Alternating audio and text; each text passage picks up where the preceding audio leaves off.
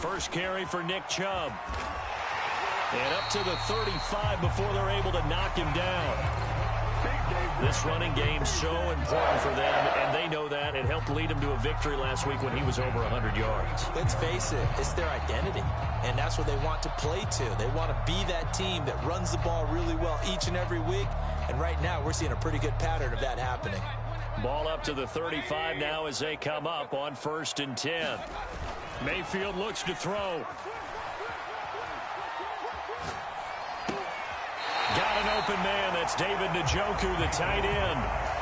Defensively here, you're facing a top 5 team in terms of points scored in the NFL. So when they're that high-powered, you've got to find a way to hold them under 20. Because to me, that's the magic number. 20 points scored gives yourself you give yourself your best chance to win. So if they're up around 24, 28, 30, they could be in some trouble. And I think so, because then you turn it into a shootout, and that means your offense has to keep pace.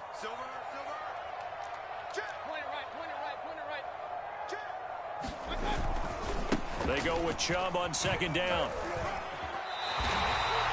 That's a nice run right there, able to get to the outside. And so many times defenses say, okay, we got you hemmed in. But if you're running the football, at least you know where everyone is coming from. You don't have to worry about the backside at all. That allows you to run with a little bit more confidence as you traverse down the field. A first carry now for Kareem Hunt. And he's got it across midfield and into Denver territory. In on the stop there, Alexander Johnson, the Broncos' leading tackler last year.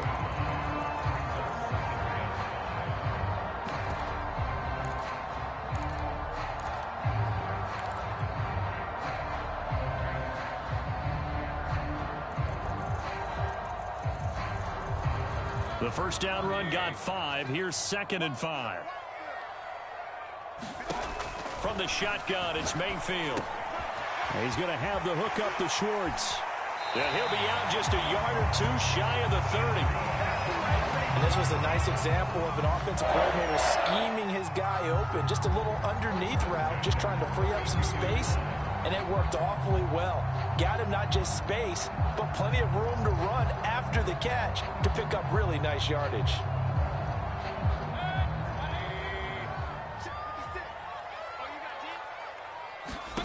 A first down throw for Mayfield.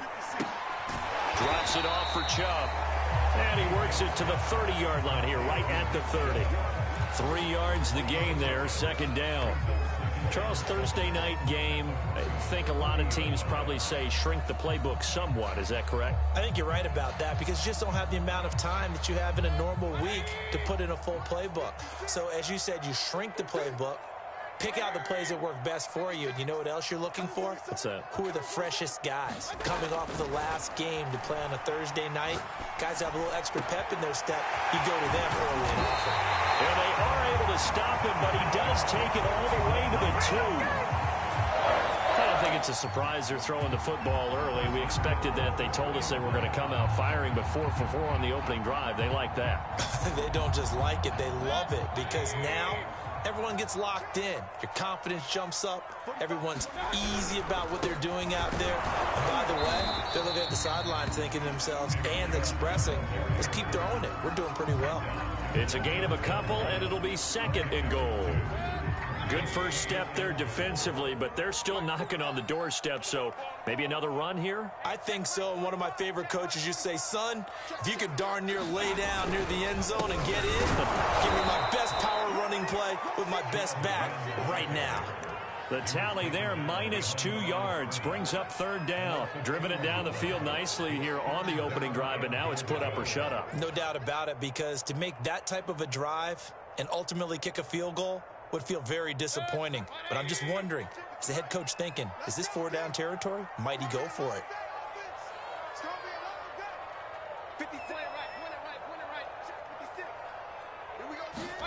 Now Mayfield on 3rd and goal. Buying time to his left. And it's intercepted at the goal line. Able to get there and Pickett. And the Broncos are going to get possession here as they force the opening drive turnover.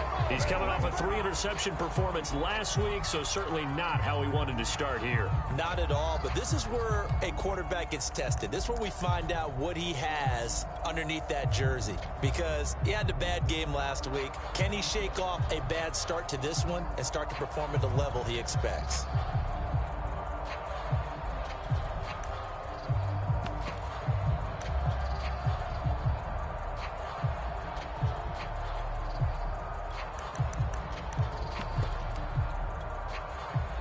Clock and the Broncos going to come up 1st and 10 at their own 12-yard line.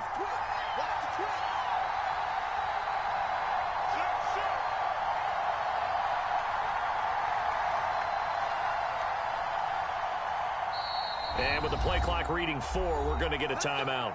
They'll have 2 remaining as we step aside here in this first quarter.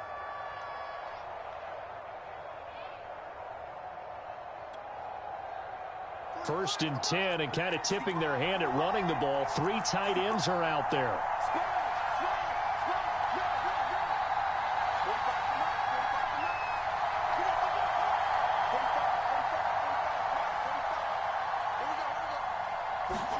After the turnover, here's Locke. And this throw will be intercepted. Blocked by the rookie Greg Newsome. And his guys are going to take over at the 39-yard line. So problems with errant passing continuing. Remember, he threw 2 picks in the loss last week, and now another here in this first quarter. And sometimes, partner, this is the result of a quarterback who's simply trying to do too much. Feels like he's trying to make up for what he did last week, and he can't do it all on one throw. Following the interception, Mayfield flushed out right. On the run, he'll let this go deep right side. And this is caught inside the 5. A big connection on that one. 36 yards.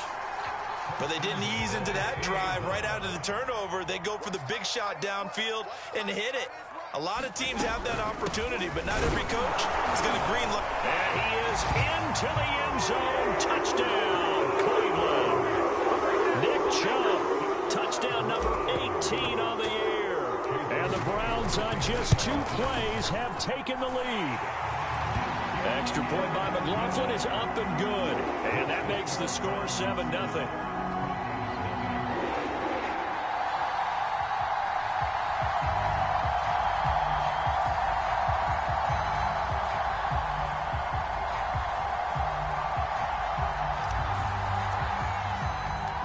The kickoff team on the field now as they will send this one away.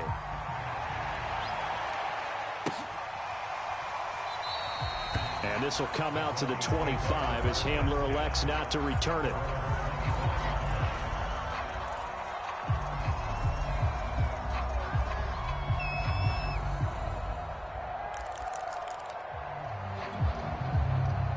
The Broncos onto the field ready to start their next drive. And they come into this one off the loss over the weekend, but you say if you're going to play a Thursday night game, this is the week to do it. It certainly is, because you get right back out there. You don't have time to dwell on things. And look, your game plan is going to be a little more limited, but so is theirs. So that's when you just appeal to your top players. Guys, you make plays in this one, we out-execute them, we can walk away with a win.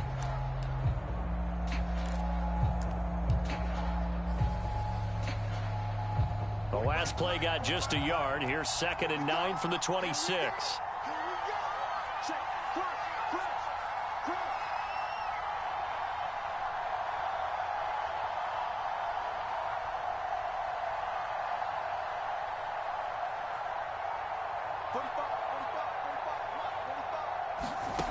From the gun, it's Locke. He'll get that complete to Alberto. That catch good for 5. It's 3rd down.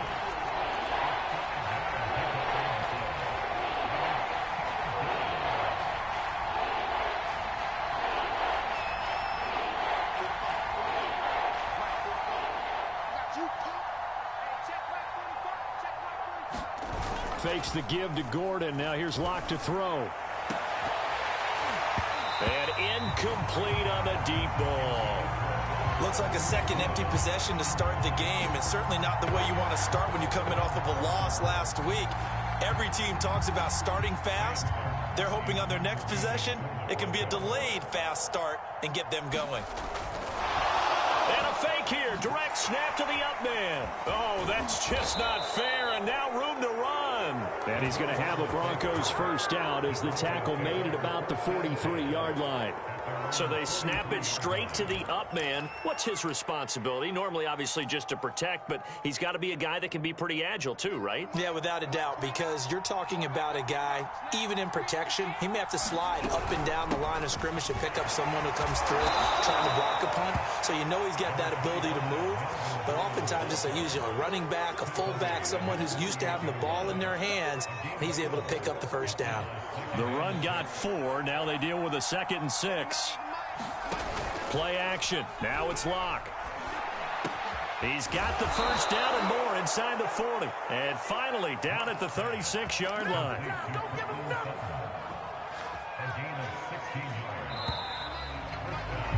After one, 7-0 on EA Sports.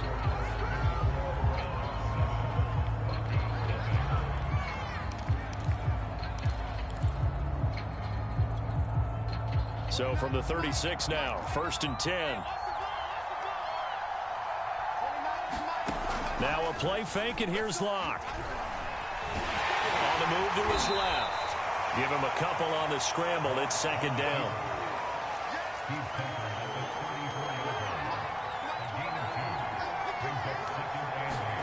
Locke off a play action. Escaping the pressure right, and he'll just get rid of it. Play action is supposed to be used to slow down pressure, slow down blitzes. In this case, though, if it takes a little too long to develop, you got people right in your face. And lucky just to get rid of the ball with the arm going forward. Could have been a fumble.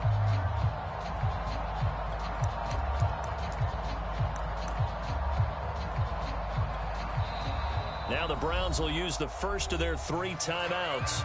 They'll have 2 remaining as we step aside here in this 2nd quarter.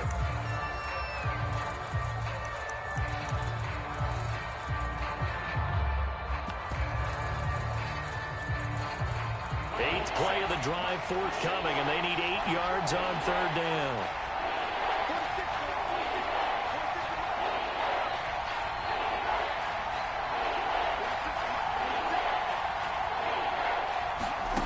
Now Locke.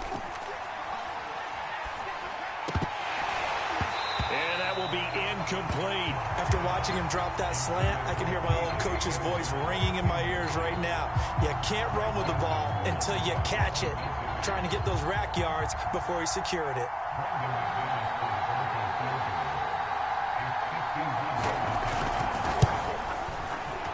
The kick by McManus is good. And they are on the board, but still trailing. It's 7-3. That was perfect. From distance, he steps up, knocks it right down Main Street. And Main Street's celebrating right now with him, aren't they? I love the mechanics of the whole thing. Snap, hold, everything was right on target, and the blocking was perfect, and he executed so well. A 2nd quarter onside kick there that failed. Is that something that maybe they had dialed up before this game started? It feels like it, doesn't it? That they thought they had the right situation, you know, and the right approach in going after it. Also may signal that they feel like they have the superior team, that they can try these sorts of things, and it won't come back and hurt them later. The Cleveland offense ready to go. As mentioned, this one of the hottest teams in the NFL, riding that winning streak into this one, but now playing here on Thursday night. Do you think that this helps or hurts their momentum? Well, ordinarily, I'd say it hurts the momentum because now you get that short week. But when a team's playing as well as they are, it actually allows them to down focus and only worry about themselves and less about their opponent. So when you're playing well, you just worry about the things you're doing well and let the opponent deal with that. On 1st down, they'll run with Chubb. And all the way down inside the 5 to the 4. Well, as we've learned over the years, just because a guy plays left tackle doesn't mean he doesn't have run blocking abilities. And we just saw it there. Controlled the line of scrimmage, created a big gain. That's kind of a bonus. He's there to protect that high value that you have. That touchdown, Browns. David Njoku. his 9th touchdown of the season, and the Browns add on to their lead. Extra point by McLaughlin is up and good, and that pushes the lead up to 11.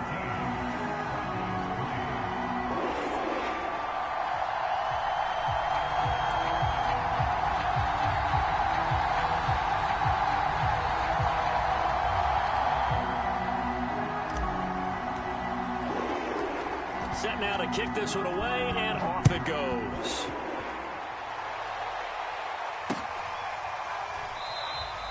And this will come out to the 25 as Hamler elects not to return it.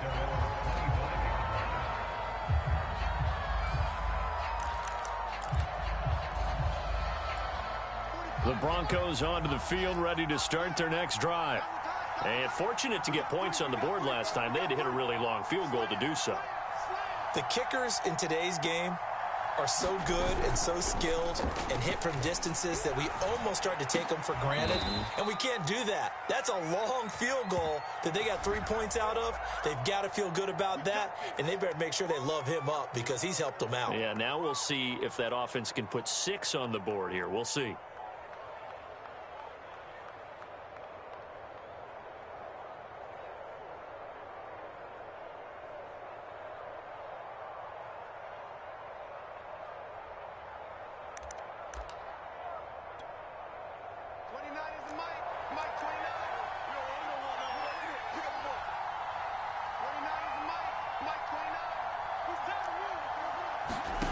On play action, Locke.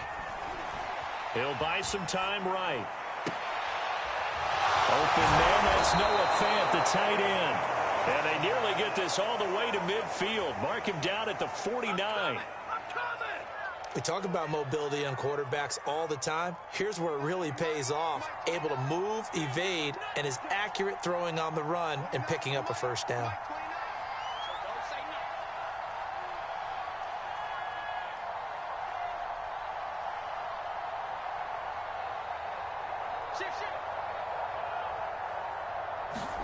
On 1st and 10, here's Locke. And he will find his man Sutton. That's complete. And they'll get him down as he's inside the 40. You can see the time and effort and thought that they put into their passing game because it was evident right there. It looks like a simple pitch and catch, but you and I both know that they have planned for this and worked hard to make it happen. This offense finding its legs now. Here's another 1st and 10. Here's Locke to throw. And that is incomplete. Oh, the coverage a little too good there, and it's 2nd down. He did a fine job there of not hitting it before the ball arrived, and I've got to tell you, you can often mistime that play because of the angles of approach. When you're going to get him, sometimes you panic as well and think, I've got to be there right now. Instead, in this case, timed it perfectly and knocked it free.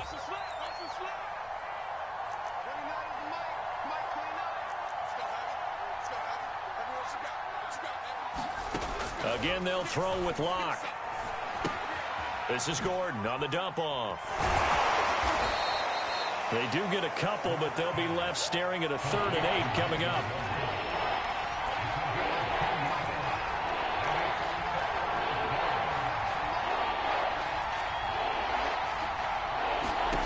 To throw it is Locke. That's into a crowd and intercepted. Picked off around the 27. And his guys will take over at the 25-yard line. He's at it again, Charles. He had the pick 6 last week. Not a pick 6 here, but an interception. It's another Oski, because that's the word we use when we intercept a pass. Oski tells your team to rally around and block for you. So that worked really well last week because he made it all the way to the end zone. This week he got the Oski, maybe not a touchdown, but boy, he's playing really well. And Charles, something we talked about last week, when you start believing whether you're in the midst of a special season or not. Well, now they're at 6-0. Are you still trying to tamp down the expectations in that locker room? Well, to me, it's less about tamping down expectations and much more about not getting ahead of yourself as a team. And look, they've got to play each game individually, right? Many teams talk about being 1-0 at the end of each and every game each week. To me, you got to understand you cannot win the Super Bowl in October. Well, they'll use him a lot out of the backfield. He had 5 catches a week ago, and he makes another catch here for good yardage. Mayfield on first down. Flush to his right. Oh, fires this one downfield for Chubb. And that's caught inside the 35.